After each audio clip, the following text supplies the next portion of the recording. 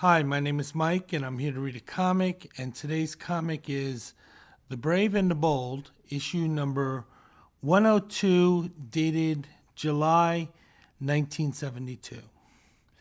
And I'm going to be honest, this was a fun issue.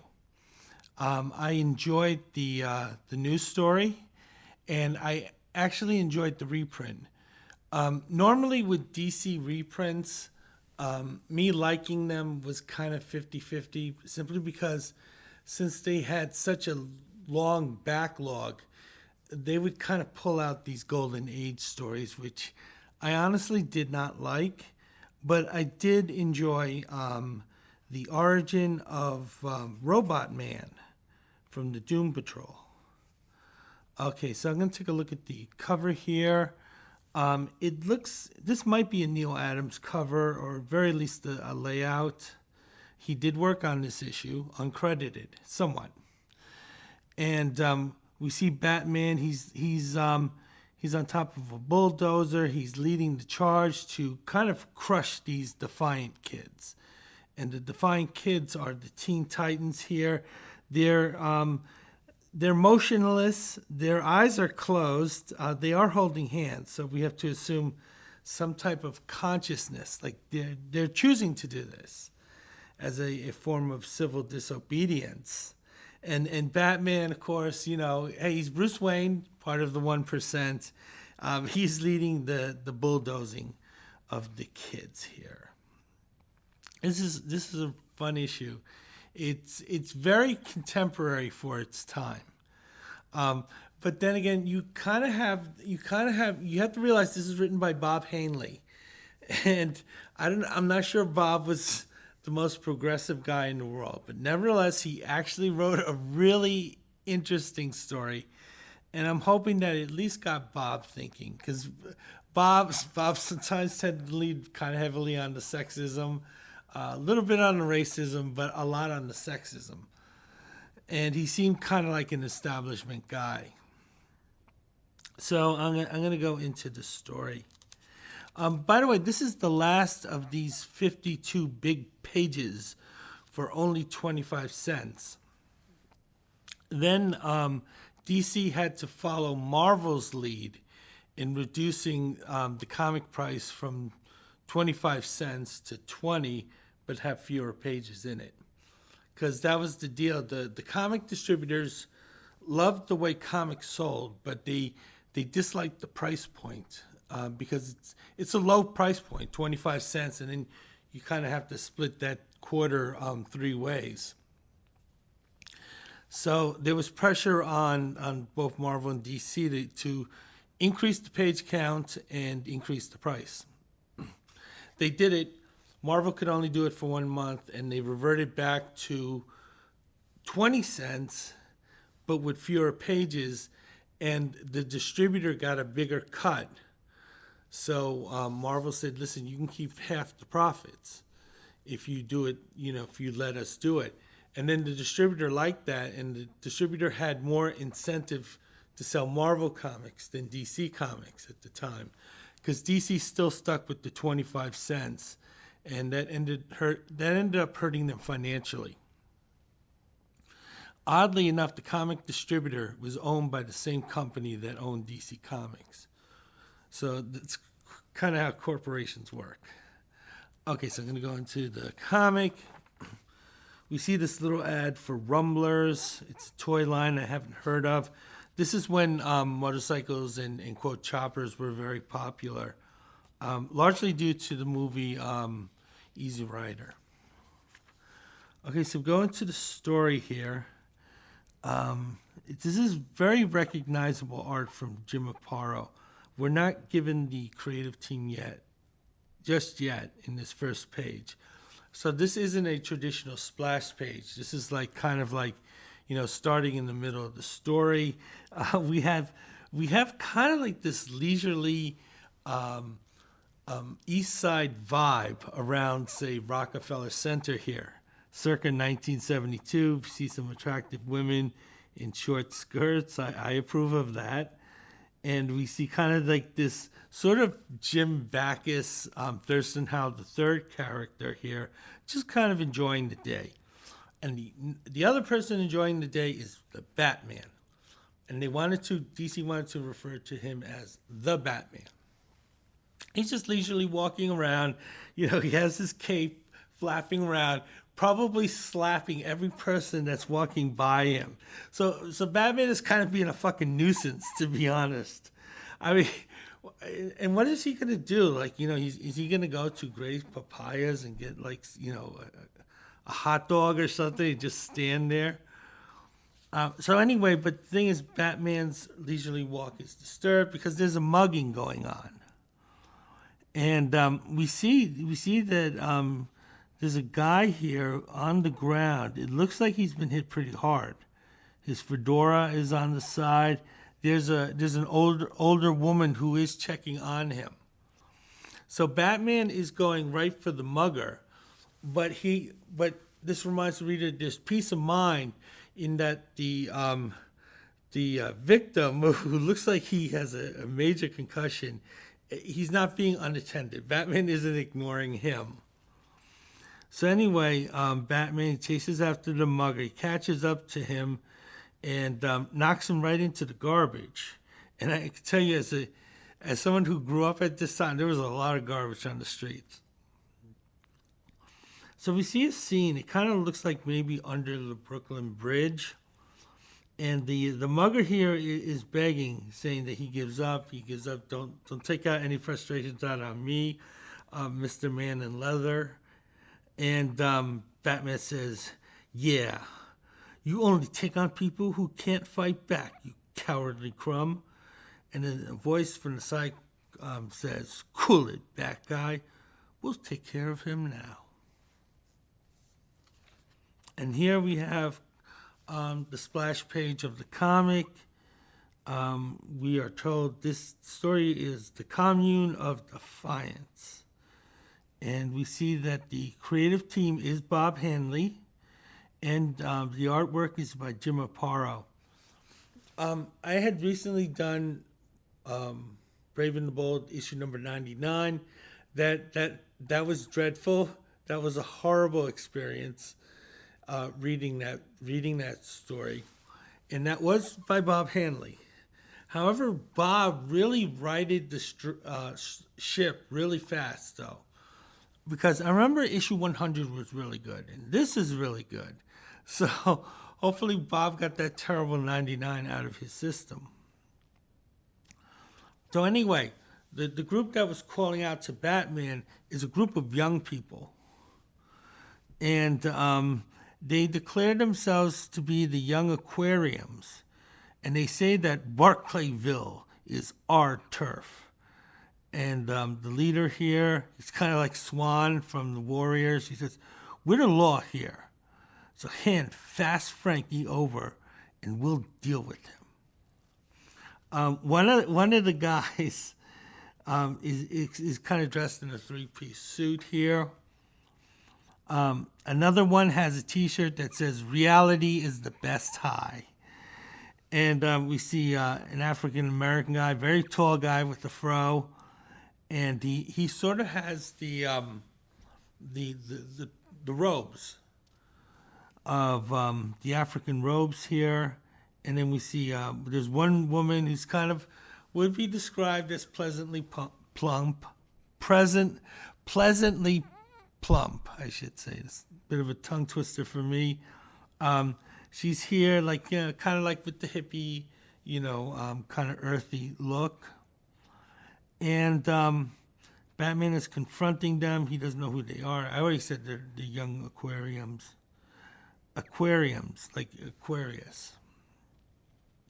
Fast Frankie's saying, "Don't listen to them, Batman. They're young hoodlums.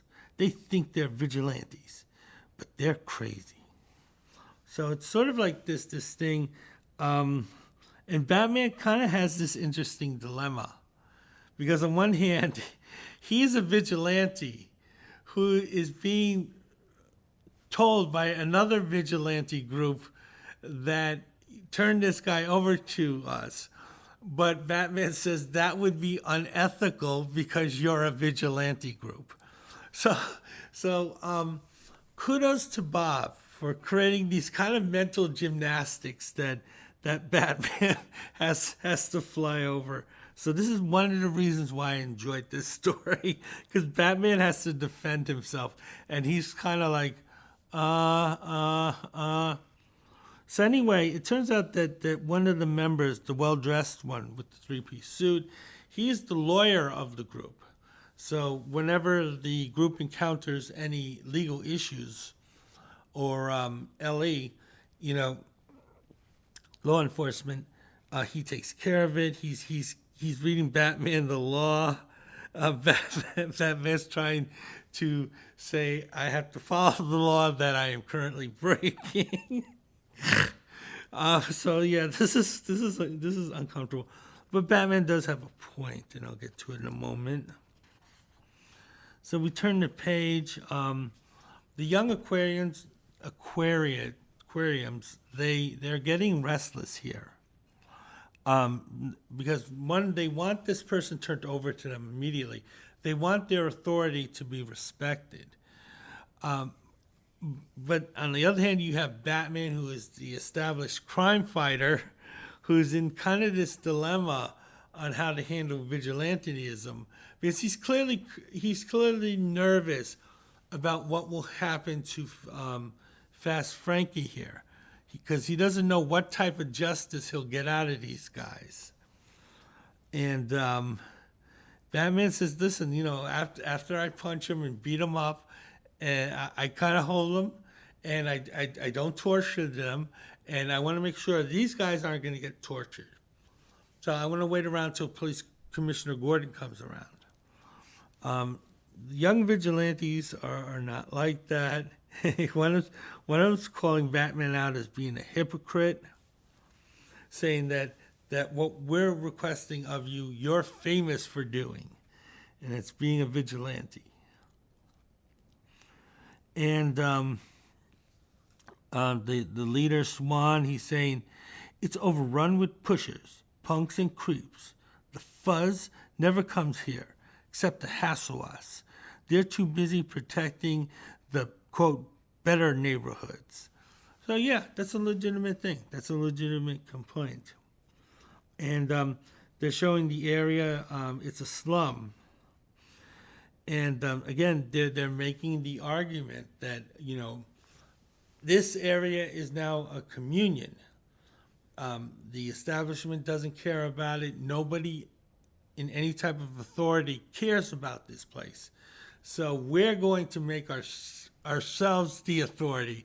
My mouth is so dry, I'm sorry.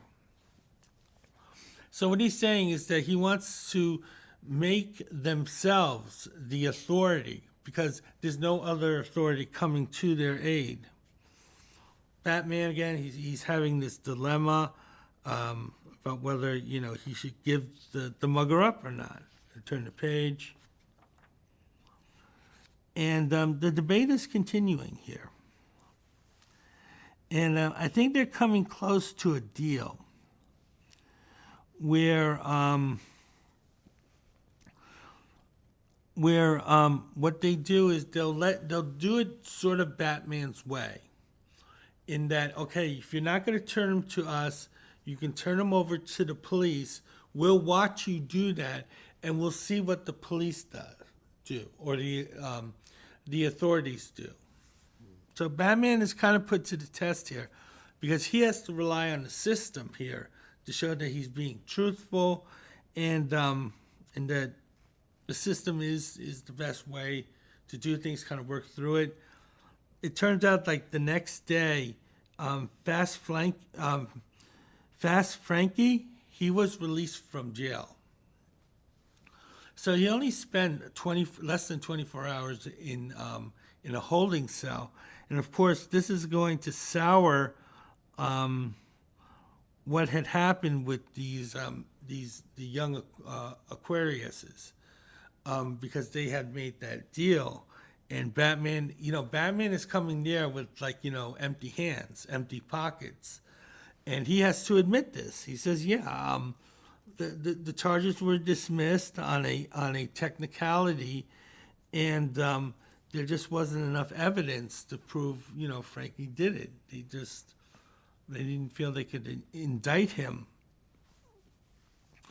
And it turns out that the leader of the Young Aquarians, he has the wallet that was stolen, because the thing was, when Fast Frankie was found or caught, he actually didn't have the wallet with him. He had stashed it off. So there was no actual physical evidence on him other than someone saying that he mugged someone. But there's no victim coming forward. There's no stolen property on him, so they had to let him go. And this is causing the young Aquarians to be very cynical of Batman and his pro-establishment point of view. Turn the page. But it turns out that the young Aquarians, they do know the source of a lot of the unhappiness or the lack of quality of life there in Barclayville. And that is that there is one single kind of crime lord, kind of this very low rent Tony Soprano here. But the thing is that the actual street boss of the crime family was sent to prison for a couple of years, and it turned out his girlfriend was running his rackets.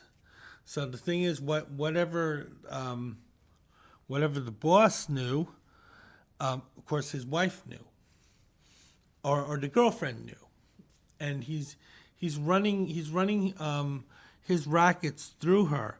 However, the problem is that she's not. It doesn't seem like she's a completely respected figure. They know she's the mouthpiece for the boss, so they do have to listen to her and deal with her in a certain degree, because that's what the husband, the crime boss, wants. But at the same time, it doesn't look like the girlfriend's much respected, because apparently Fast Frankie, he's like the local mugger. He has an arrangement with the crime boss, for exchanging values or whatever. Apparently there's a disagreement, and the mugger just pimp slaps the girlfriend. The girlfriend's name is Angel Lee. That's the queen crime boss. So the Fast Frankie, he gets away. He's not called Fast Frankie for nothing. So he gets away because the young Aquarians, they immediately swarmed into the office when they saw that Angel was hit. And it seems like they have kind of a complicated relationship with Angel Lee, in that they know each other. They seem to have may have had some type of friendship, or at least some type of acquaintanceship, and the leader does seem to genuinely care about her, but she seems to be a bit more materialistic than he is. So she kind of says, I kind of like you, I kind of hate you, but I'm doing something for my current beau. So the thing is that Jenny Lee's kind of compromised a little here. But the young Aquarians, they see hope in her. They said, listen, we know you're you're a girl, and he's just making you, the interim crime boss. Turn the page. So anyway, the young Aquarians, they leave dissatisfied simply because they couldn't persuade Jenny Lee, or is it Angel Lee? They couldn't convince Angel to flip. So the thing is, Angel's still running. Angel Lee's still running the crime organization for her boyfriend, which is the crime boss, and he's coming out soon. So I guess maybe she views that as kind of a lottery ticket. And she seems kind of somewhat good at it, although she has to be careful because she got pimp slapped on the previous page. Then the fuzz come, and the man who says that he finds reality the best high. I do not agree with that. He's the one who says scatter, but no, the leader Swan. He kind of says, no guys, we need to stay here and stand up to these pigs. And they claim they have their rights. And the police officer says, don't give me any gruff, kid. Oh boy, police officers can hit you and kick you. Back then, oh man. I mean, they could still do it today, but oh boy, they did it much faster back then. And it looks like he's holding a metal rod here. He's not holding like a nightclub that's made of wood. This looks like metal. So then Batman comes in. And he's saying, listen, these kids, they're not doing anything wrong. They're following the rules. You shouldn't be threatening them simply because, you feel you can take advantage of the situation. The police are saying they got complaints about the members of the commune. And, Batman's going back and forth with this guy. The police officer says, well, I guess I acted a bit hasty. And if you say they're clean, Batman, I'm okay. It's okay with us. Come on, man. So the police sergeant, I guess the guy in charge, he pulls back this police squad from beating up the rest of the protesters who are probably involved in some type of civil disobedience. Batman says, I'm going to snitch on you. And I have your badge number. I have your name. And me and Commissioner Gordon, we're going to have a long talk about you. I'm wondering, as a member of the One Percenters, that if Bruce Wayne does that, he's saying, hey, why did your guys go soft on those protesters? Turn the page. We see an ad for Captain Aurora. This looks lame as hell. There's a couple of Aurora games. I don't know why anyone would. This is like Captain Grandpa here. That this is a strange way to appeal to kids. Turn the page. We'll take a look at this ad page here, because half of it is ads, half of it is actually a note from DC editorial. That's kind of interesting, I think. You can get an electric guitar. You can get like lifts, soul lifts, and skinny or fat. You're given a choice. Okay, so what I'm going to do is look underneath and see the editorial. What editorial had to say here. It's about the price change from 25 to 20 cents.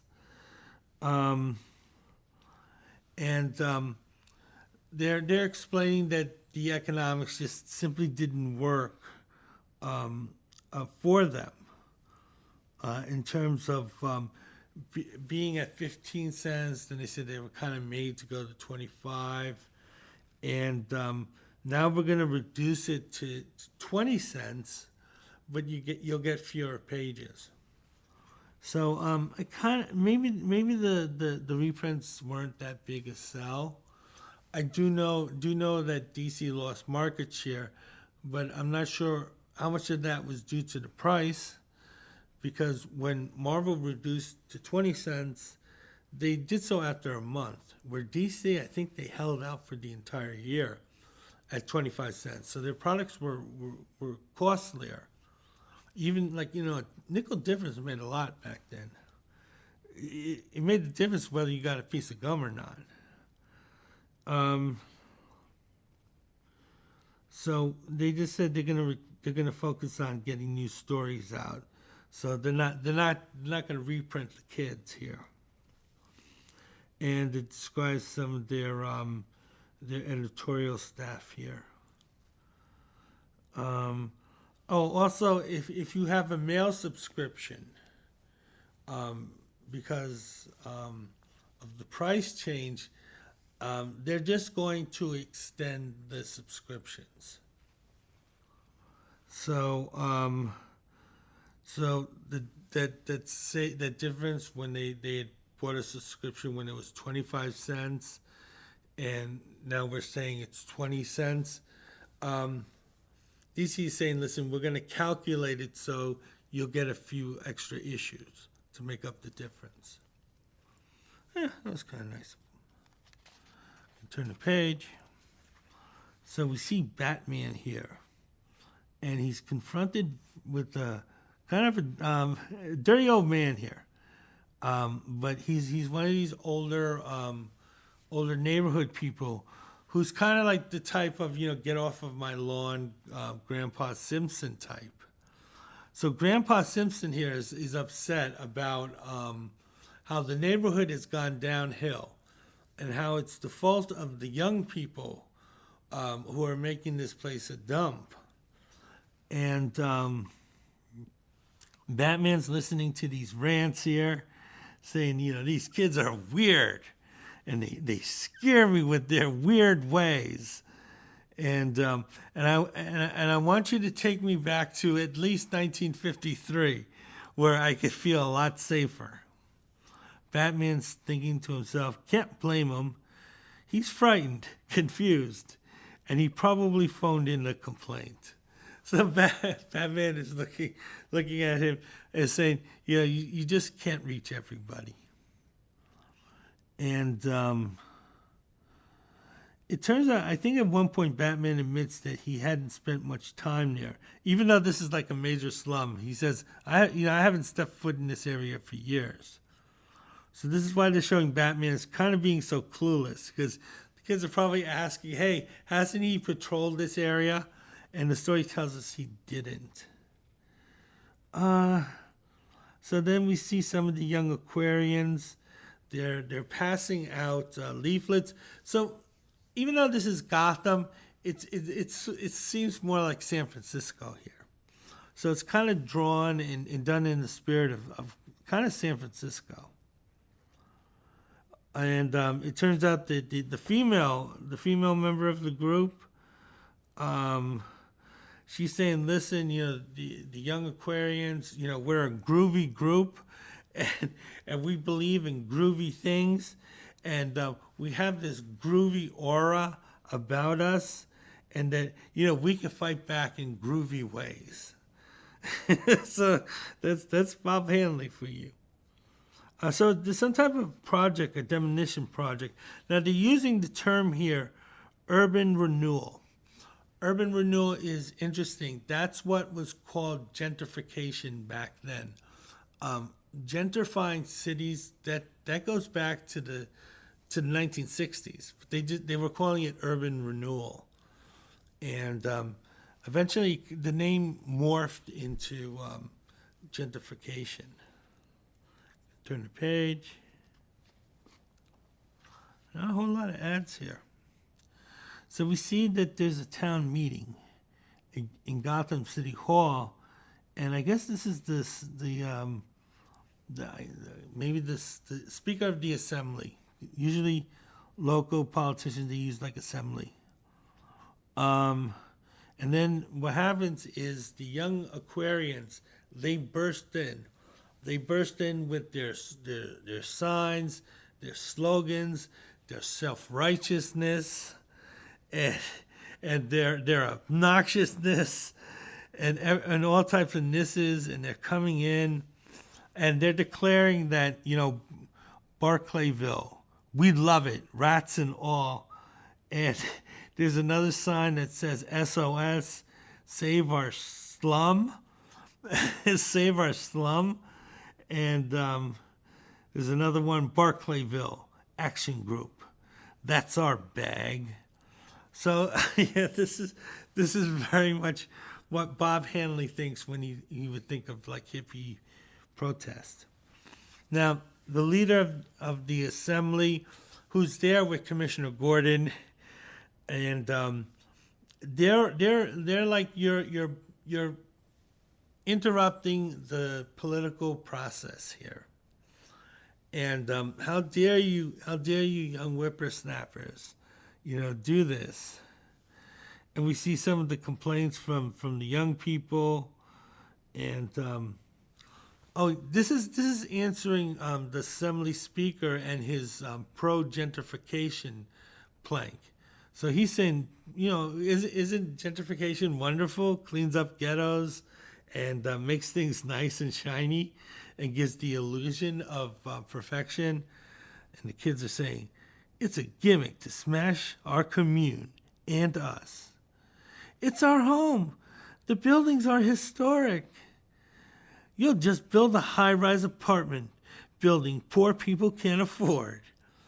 And then there's kind of this how can I say it,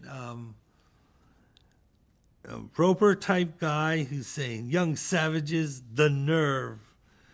And the guys in the three-piece suits, they're aghast that people are protesting their development project.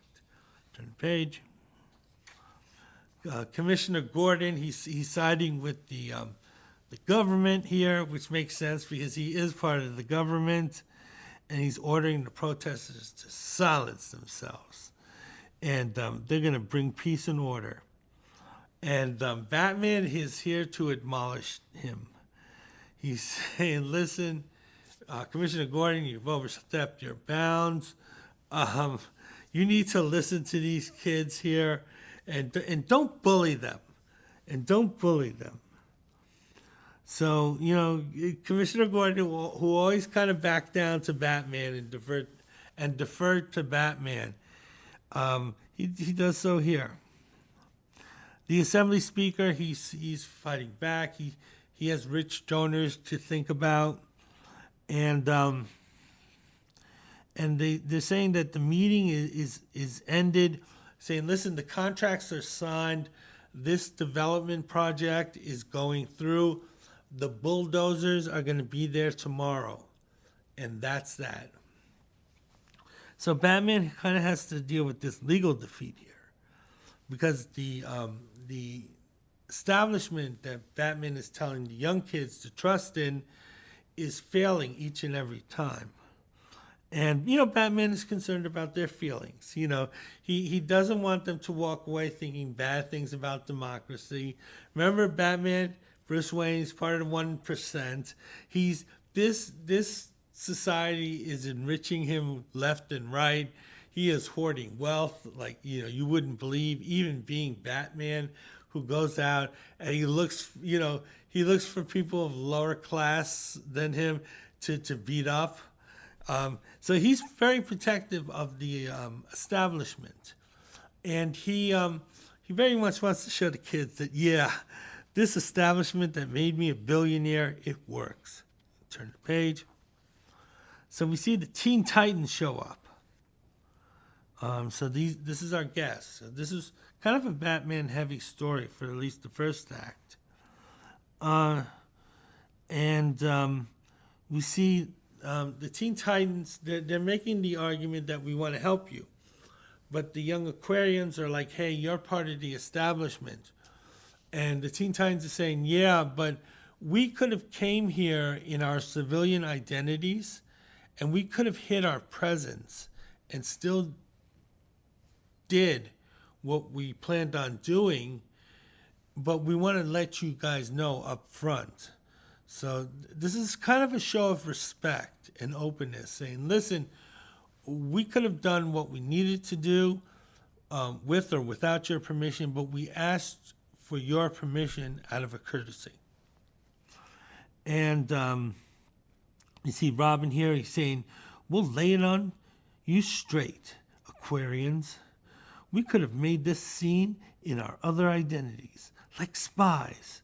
We're in uniform, so right off, you'd know where we are at, okay? And we see the other members of the Teen Titans. I think at this time they did have a black member, because it was always debatable whether that guy or Jon Stewart was DC's quote first black hero. And so I'm not 100% acquainted with this character. We see Wonder Girl, we see Speedy, and we see Kid Flash. So anyway, they're at the time they would be called rapping. So they're rapping with the commune, the young Aquarians. The leader Swan, he's saying, "Listen, I guess you guys were talking to Batman, but hey, he wasn't much help in the end." One of the other members with the afro, he says, "Run on. The bulldozers are coming like tomorrow, man." And so, but the thing is, the guy who claims that reality is the best high, he has a gun here, and he said, "Listen, when push comes to shove and we have to show our weapons, I'm armed, baby." So this guy's ready for violence.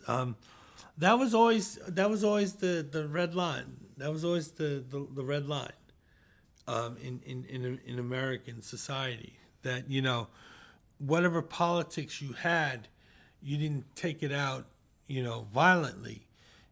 You would go through the political process, and when a group kind of makes that jump, it kind of like changes the terms of what most of society wants. If that makes any sense. So, however, there are members who are against this. Like, for example, the female member here. She's saying, "Oh no, must we? Aquarians are life givers, not takers." So she still has some apprehension, a lot of apprehension about going this route. And you see the African American guy, he says, "The ghetto's a life taker, baby." And they're even taking us, they're even taking that from us. We will go, what we do when it's gone too. I'm sorry. I wish I read that better. But he's basically saying, "Listen, hey, we need to get rid of this, by any means possible." However, Swan is saying, "Easy, all of you. Violence is only a last resort." So Swan is kind of keeping violence on the table, but he's saying that's the emergency chord. Turn the page. And Robin, and the other Teen Titans who have overheard this conversation, this group chat, is saying, "These kids are on a downer to nowhere. Unless we can swing something, listen." There's a little bit of kind to kind of loosen the dialogue a little bit here. So this is kind of fun dialogue, I think. They're on a downer to nowhere. I think Stan Lee said it better when he said, there was a time where Spider-Man said, "I'm on a rocket to nowhere." But it's sort of in that same flavor. The other members of the Teen Titans agree, at least the male ones. I don't see Wonder Girl here. But it turns out that the communion leaders, the young Aquarians, they're still open to what the Teen Titans have to say. So they said, "Listen, if you want to stay in our communion for the night, you come in, sleep in, it'd be like a hostel. Hey, that's fine." And they take up on the offer. Most of them, they're sleeping in sleeping bags here. So it's kind of like the whole thing where they don't have enough beds. So they're kind of in sleeping bags here. Something in the middle of the night wakes them up. So both Teen Titans and members of the Young Aquarians, they're both awake here. And the loud noises are from the bulldozers of the developers. So the thing is, they were waiting for the bulldozers to come, but they weren't exactly sure when. So this very early morning arrival has kind of taken them off their feet for a little bit, but they're ready. And the lawyer is saying, listen, we should still try to do the legal process. But the thing is, the other members don't think that the legal process will do anything. They think it just sort of be like an order of protection. And they say those orders of protection really don't do much. According to them. I'm not saying that. So it looks like they're going to, I mean, I don't know. Are they going to murk the hard hats? That's not going to get them anywhere, because they'll just send more. Well, I mean, they might have trouble hiring guys for this job, knowing what happened to the last guys. But nevertheless, I don't see this as a viable action. And turn the page. So again, going on with the story, there's very few interruptions in this comic. And we see that the Swan character, he's saying we should stand our ground. And he's also noting that the Teen Titans are nowhere to be found. So he's saying, like, when there's action to be done and sacrifices to be made, you're not going to be there for us.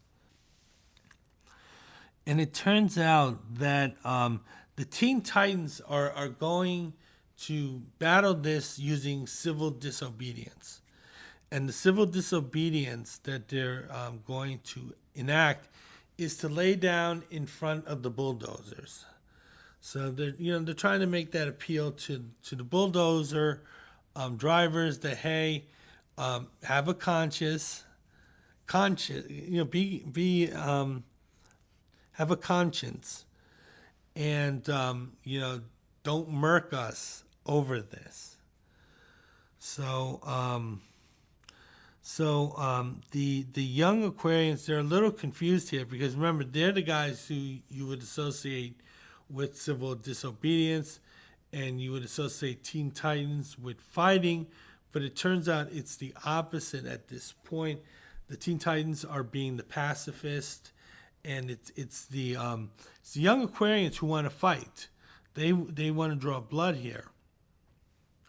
So it's kind of like that little turnaround. Then they're met by a surprising visitor, and it's Angel. An Angel who is still working for the crime boss that rules the neighborhood.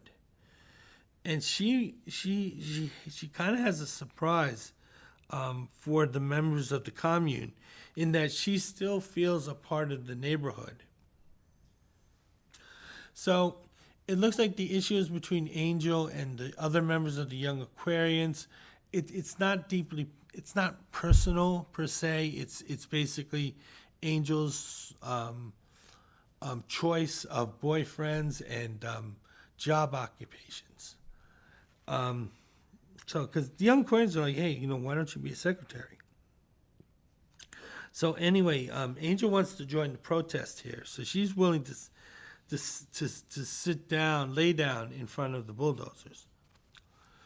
Turn the page, and then we see another guy here.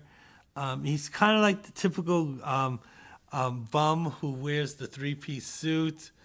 I don't know if I ever saw that type of, quote, bum. But I think Circles. There was one guy called Circles. But anyway, he's kind of like this homeless guy, and he hears lots of loud racket going on, but he's blaming the kids for it, the hippies, and not anything else. Then we go back to the source of the action. We see Batman. He charges in, and he's confronting the police and the bulldoze drivers here. And it seems like Batman has kind of gone MAGA here, saying that he supports running down those kids. Yeah, murking these kids because they're not following your rules. That's fine. That's good with me. And Batman is also using a little reverse psychology, saying that's fine. Do what you have to do, but just know that you're going to be charged with murder afterwards. And, there's no political organization that will come to your aid. And it turns out that also there's a TV crew that's filming the action going on.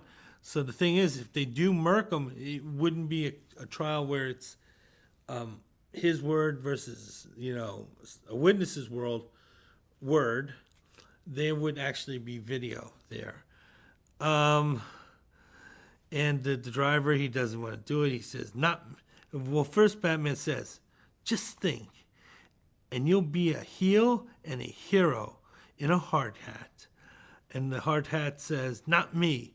I'm not taking the rap for anybody. Besides, I got kids of my own. Turn the page, and this marks a change, I think, in the art.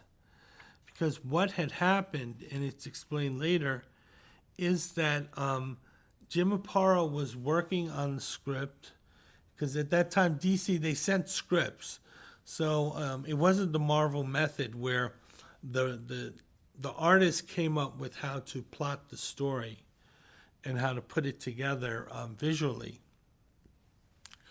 DC, I think they actually did provide something that was close to movie scripts that the artist was supposed to draw.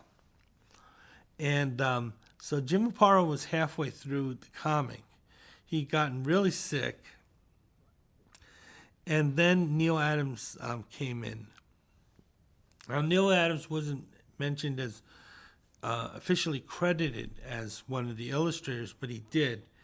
I think the thing is that Adams wanted to keep the continuity of the art looking as one. And he didn't want that noticeable break, because I've read comics where there's like one artist who draws the first few pages, then another artist draws these pages and these pages, and those always disrupted me. But Neal came in and he kind of finished up what Jim Aparo was working at, and he tried to do it much in the style of Jim Aparo.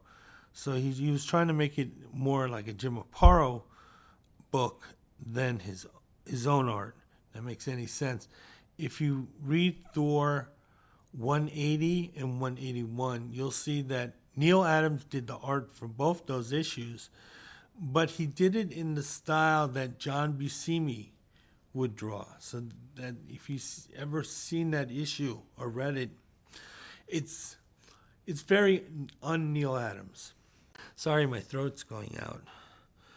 So anyway, we see the young the young Aquarians. They're talking amongst themselves because the bulldozer stopped, and Batman, he's here to check on Robin, and he's saying, "You're lying, and my reverse psychology worked." So Batman is telling these two doofuses, "Hey man, I played you with the Jedi trick." So anyway, everyone's joining the victory, because it's not just Batman's victory. It's also the Teen Titans' victory, and it's also the Young Aquarians' victory, and everyone who is willing to be flattened by this bulldozer. It was their victory. And that includes Angel. Angel was a part of it. She was willing to make the same sacrifice they would. And but nevertheless, Angel's not persuaded. She still sees the dollar signs being with the crime lord or the crime boss of this part of the city. So she's not going to be a part of the Young Aquarians, but she still feels connected to the neighborhood. She feels connected even to them. So this is sort of just a disagreement as far as Angel is concerned. Then we see the commissioner and the mayor. They arrive here in this area. The mayor is angry. The mayor is saying, "Listen, we heard that you've been helping these young folk here." And Batman, he's trying to make it sound like he's just a passive, an unbiased bystander. And Batman is talking impeachment. Yeah, oh yeah, he's saying that the mayor would be blamed if there were any blood, on the streets that day. The bulldozers going after those under those kids. Turns out the mayor is kind of okay with that, but nevertheless, he kind of realizes that Batman kind of has him in a bind. So the thing is that the mayor says, "I'll give you 30 days. If you clean up this neighborhood and you show me that it's worth keeping and improving and investing, I'll call off this project. But if you fail to do that, then the bulldozers go through, no matter how much progress you made." And I'm going to turn the page. So what we see here is a lot of community service. What's weird is that they're actually working on the interiors of people's homes. You think they would focus on the interior, the exteriors, the area itself, the infrastructure, but no, they're putting up wallpaper, and they're painting cabinets. They're doing all the things that this pretty well-bodied individual could probably do, although he probably doesn't have enough money for the paint and the wallpaper. And then the old guy says, "But young ladies, I can't pay you." So they actually just went into this guy's apartment and they said, "Fuck you, this place is a dump. We need to upgrade it because it offends us." Or he might be like saying, "Hey, listen, I can't pay you with money, but I can pay you with something else." They'd probably crush his nuts if he said that. We see Kid Flash. He's sweeping up, making everything nice and neat in record time. They sent Speedy to murder rats. It seems he's the exterminator. So I guess he's using the bow and arrows to shoot rats and to murk them. And he's saying he bagged a few thousand. So he was like, "Hey dudes, killing these things is great practice here." The community leader Swan, he's saying, "Closer to half that number, Speedy, but still really good work. It's the two-legged rats I'm worried about." So Speedy figured he bagged about 1,000. The community leader Swan here is saying, "You did about half that, but it's still pretty good." And Kid Flash is saying, "Robin, Ben Hama and Mal are working on that Jamie." I have no idea what that sentence refers to. Oh, I think it means that Robin and the big black guy, they're gonna handle the street justice. So if anyone needs an attitude adjustment, or they're not following the rules, they'll be handled by this squad in the alleyways. I'm gonna turn the page. Before I turn the page, they're like really impressed with their fighting skills. We see the black guy just belting this knifed guy, Robin just slugging this other guy, and yeah. Gonna turn the page. Finally seen an ad. This is an ad for Jungle Habitat. It seems like it's located in Jersey. I don't know if this eventually became Great Adventure. But yeah, they had those drive-through safaris that I was absolutely horrified that people actually did that. So I'm going to turn the page, go back to the story. And it looks like, I don't know what the hell's going on. Robin is saying to the woman, if any small-time hoods left in Barclayville now, Jamie, he's hiding in a manhole. And someone else says, beautiful, Robin. And then the female member says, oh, ever see an uptight angel? Here comes one. So, okay, at this point, it looks like they cleaned up Barclayville as well as they could. They gentrified the anti-gentrifiers gentrified themselves. They played themselves. So anyway, but they notice Angel's coming. And Angel is the kind of like the pseudo street boss for the crime lord. And the crime lord is making it clear he's not going anywhere. He's going to be coming out of prison soon. And soon, it won't be just, Angel speaking for me. I'll be speaking for me. But, even though I think Angel's kind of impressed with what they did, but she's saying nevertheless, my man, he's not giving up the crime lord business, and he's gonna put a fight. So these aren't your streets; they're his streets. So as Angel is heading back to the travel agency, she encounters Batman inside.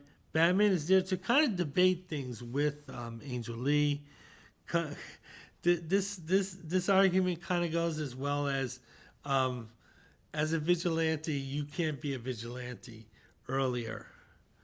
But nevertheless, even though Angel sees some validity in what the young Aquarians are doing, she's in it for the money. She's making it clear that a lot of this has to do with the money, and a lot of it has to do with the fact that I genuinely love this man. So there's two things kind of going on here that's conflicting with Angel Lee. Going to turn the page. However, since Batman was already in the travel agency office, he had a chance to snoop around. And apparently he did find the books. And part of the reason why Angel Lee is running the organization is that she's a bookkeeper. So because of this, she's able to keep track of what's going on for the crime boss who's currently in prison, but he's awaiting release. And the thing is, Batman said he looked through the books. He used that 1% expertise. And it turned out that the boyfriend is setting Angel Lee up. So the thing is that the boyfriend left specific instructions that you sign for everything. So there was no protecting Angel Lee because her signature was on everything and not him. And this is how he was going to frame her if she ever stopped being useful to him. So the thing was, and even if the authorities went after her, he'd be fine with it. And Jenny Lee's beside herself. She thought, she thought she had a place at the table. It turned out she was on the menu. And she's not really handling the news very well. And I think she's also a little brokenhearted. She's also brokenhearted because, Sonny had set her up. And but Batman's saying, listen, you have to be realistic at this point. You've been played, and you just got to fess up to it and work with me so we can stop the organization. So what's happening is that the young Aquarians and the Teen Titans, they feel like they won a big victory that day, and they're going to celebrate by having a big block party. And Teen Titans agree. They're going right on. Turn the page. So anyway, it turns out the crime boss is back. And he's kind of like, he's kind of a blonde guy. Somewhat well-dressed here. And the thing is, the crime boss, he's making it clear that he wants to get right back on his feet as soon as possible. So he's ready to take over. the Angel Lee, she's surprised by this because she wasn't expecting him until tomorrow. And the thing is, yeah, he was like, yeah, I wanted to surprise you. And Angel Lee's very happy to see Sonny at this point. Sonny is suspecting that Angel Lee has spoken to the authorities, and he wants to know what she was saying. And are you talking about me behind my back? And are you cooperating with the authorities? Angel Lee is denying this. Because Sonny knows that she does have a relationship with the neighborhood that's probably deeper than most women he's dated, probably kind of keeping his eye out for that. So she's a little paranoid about that. He doesn't want like Jenny Lee, going off the record. And he also wants to know what the record is. So anyway, we see that the block party is in full swing here. We see Gramps. He's dancing with the female member of the Aquarians, the kind of the pleasantly plump version. I don't know whether there'll be an X-rated tape with these two.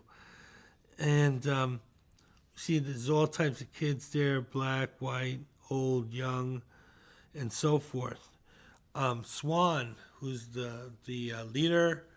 He's saying this is a huge success. We have a bunch of people here, and we're hoping this is the winning blow. But we know how things work, so we're a little cynical here. And Batman says, as long as it stays clean and cool, you've got a chance, Jamie. Turn the page, and then we see Sonny. And Sonny has brought some of his henchmen here. So I'm thinking this is probably, if you watch The Sopranos, like Sean and Matt. Sean and Matt are here. We see, I'm trying to think who else. We see a young Michael Caine. And we see one of the Defarges. So I don't know if this is really an intimidating looking group, except for this one guy. There's this one guy who looks like he's drawn like he'd been in prison for 20 years. So anyway, Sonny is confronting Swan here. So this is kind of like the face-off in the Warriors.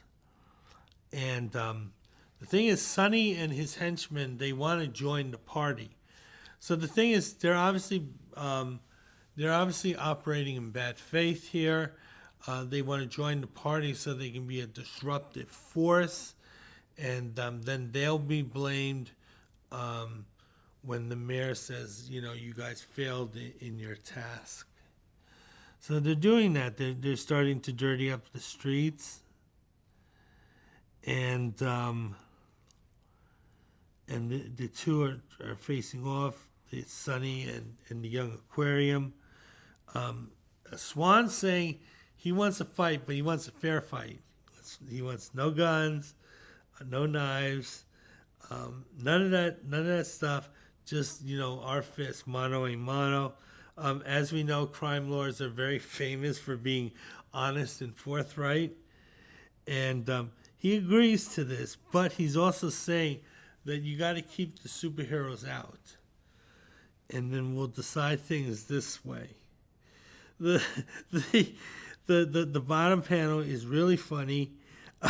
We see Swan getting slugged right in the chin, and again, this is the proper punch. The wrists have snapped, and you punch through the target. You don't punch at it. You punch through him. And and Robin and Kid Flash are noticing, wow, that kid's got some free dental work there. And but they're saying, hey, we need to help these guys. And Robin's saying, no, man, they have their own way. They have their own bag. Turn the page. So we see the fight going on, the young Aquarians versus Sonny's henchmen. Batman's just watching it, kind of enjoying it. The old guy is saying, "Batman, why don't you stop it?" Batman says, "Can't, Lefferts. These kids want to stand up on their own. I'd wipe out their dignity if I helped them right now." So then what happens is the young Aquarians, the tide starts to turn in their favor. And they're winning the fist fight. This is very kind of odd and dangerous because if the communion guys lose, they're basically exceeding authority to a criminal organization. This one guy, oh crap, man, he gets hit right in the back of the head. I think it's Jamie, and Sonny just belts him. Batman says, hey, you're under arrest for doing that. That's a no-no. We agreed. Well, honestly, what are you going to arrest him for? They agreed to fight. They were going to go in as hard as they needed to be. But it's not like he used a weapon or anything. The guy just suffered consequences, to be honest. But nevertheless, Batman grabs him. He's going to arrest him. The guy's saying, "What? It's a fair fight. You can't make an illegal case out of it. They challenged us." But it turns out the guy kind of did have a weapon. He had a roll of pennies that he had in his fist, and he kind of bonked this guy on that. So he's saying that's like using brass knuckles. Turn the page. See an in-house, kind of an in-house ad. It looks like it's a DC ad, and it's selling some portfolios from Jack Kirby. When I first saw this ad, I was so impressed. Particularly with the first two guys. This kind of very stoic character just staring at you grimly, and then this other guy who's completely masked in this, this kind of like, eagle winged helmet. I was so impressed. I was like, these guys, they're here to kick ass. I don't think I ever owned it though. But yeah. Turn the page. There's an ad for a music magazine, Words and Music. Honestly, it reads like they're just reprinting the lyrics to some popular songs, which is fine, but I think it's kind of dishonest. I'm not sure whether you're getting many articles if you're just getting the lyrics. I'll tell you who they're mentioning: Van Morris, Climax, Fifth Dimension, Led Zeppelin, Bee Gees, Elton John, Three Dog Night, The Faces, Carpenters, and Wilson Pickett. And we're told that there'll be interesting stories on The Who, Jefferson Airplane, Santana, David Peel. It's the one person I haven't heard of. B.B. King, George Harrison, and more. Okay. The cover, it looks like it's Pete Townsend, and he's kind of like in that helicopter pose of his. Turn the page. We go back to the story. Sonny's losing, but then Sonny pulls a gun on the Batman, and Batman says, "Now you've blown it. Carrying a deadly weapon. With your record, that's good for 5 years. You're finished." So right now, it looks like Sonny has been caught in the act committing a felon, and he might be looking up to 5 years in prison. And Batman feels that's enough time for him to lose hold of his organization. And the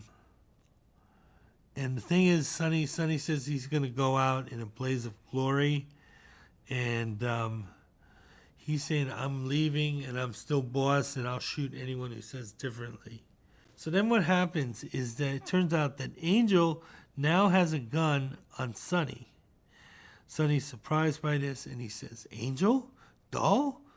And Angel, Doll, says, "You're not leaving me to take the rap for everything, Sonny." Oh, so she's pissed. She's pissed. She is scorned. She is a woman scorned. And she's concerned about herself legally. It's not just about Sonny. It's about Sonny and her legal status. Sonny's trying to put on the charm here, saying, I love you, and me setting you up. Hey, that was an accident. Don't blame me. And but the thing is that Angel isn't buying it, because Sonny's trying to make the argument that Batman and these young kids are the crazy freaks, and Angel's not buying it, saying, "No, those freaks taught me something. They found my humanity after you took it away from me." So it looks like Angel, part of this is she's scorned. She's a lover scorned, and she also wants to settle a score with Sonny, because Sonny tried to set her up as a chump, and she's like, "I'm no chump." So they both shoot it out. They both fire on each other. It appears that Sonny completely missed Angel, but Angel was on target with Sonny. And it seems like the gunshot wound that Sonny has isn't life-threatening. So Sonny's going to recover. He'll be in a lot of pain, but he'll recover. And Batman is telling her that, because this was self-defense, because you fired at the same time. And he said that, the courts will be lenient with you, because they'll understand the extenuating circumstances. Turn the page. So the thing is, Batman's kind of rubbing it in, saying, "We have enough to put Sonny in jail for multiple years, and this will end his hold on the organization. And of course, the organization will go away." Has that ever worked, really? Unless you completely obliterate them. Batman, he's also playing by the rules, the young Aquarians rules, in that, they questioned him for speaking as a legitimate lawman because he was a vigilante, but it turns out that Gotham City's sheriff department has deputized Batman. So Batman has a badge. So all those years of him being a vigilante and not having a badge, it's over. They gave him a badge. They said that, "Batman, you can beat the fuck out of our citizens, and you'll get, all the legal protection that a police officer would get." And that was a lot in 1970. So the young Aquarians, the community, they had won. And so Sonny and his henchmen, they're being handcuffed and led away. But it sounds like the city gave in to the young Aquarians, and they're going to end the development project. But the thing is, they see the bulldozers coming back. So they're wondering, what's going on here? Because we won. We legally won in court. And they're violating the court order. But it turns out that it was Batman and Robin on it. And they're saying that the area has been declared a historical landmark. And because of that status, it's not going to be gentrified. And Batman was just taking a sign there to commemorate this achievement. And that's the end of the story. I had a lot of fun with this. I'm sorry if my voice went in and out, but this was a really fun story. I got to hand it to Bob.